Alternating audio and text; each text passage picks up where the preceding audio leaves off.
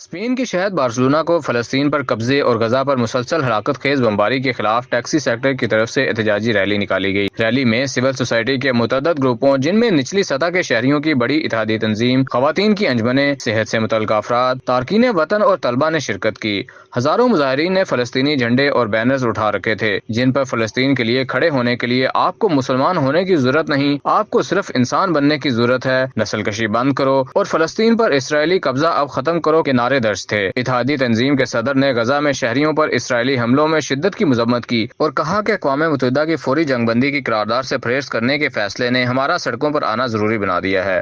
آج فلسطین کے حوالے سے جو احتجاج ہے، کیا میسج دینا چاہیے؟ آج ہم فرنٹ ٹیکسی اسوسیشن بارسلونا اور جی ٹیکسی مروک اکٹھے کے احتجاج کر رہے ہیں، جو انٹرنیشنل لیول پہ ہیومینٹی کی وائلیشن ہو رہی ہے فلسطین میں۔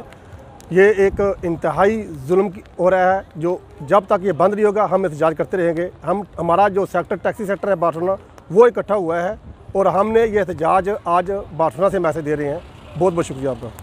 فرینڈز ٹیکسی ایسوسی ایشن بارسلونا صدر چودھری غلام رضا چوہان نے کہا کہ ہمارے اس احتجاجی اقدام کا مقصد فلسطینی عوام کے ساتھ اظہار یکجہتی اور فلسطینیوں کے خلاف ہونے والی نسل کشی کی شدید مخالفت ہے۔ ہمارا یہ احتجاج اسرائیلی حکومت کے خلاف ہے، یقیناً امریکی حکومت کے خلاف بھی ہے، جس نے اقوام متحدہ کی اہم قرارداد سے منہ موڑنے کی کوشش کی ہے۔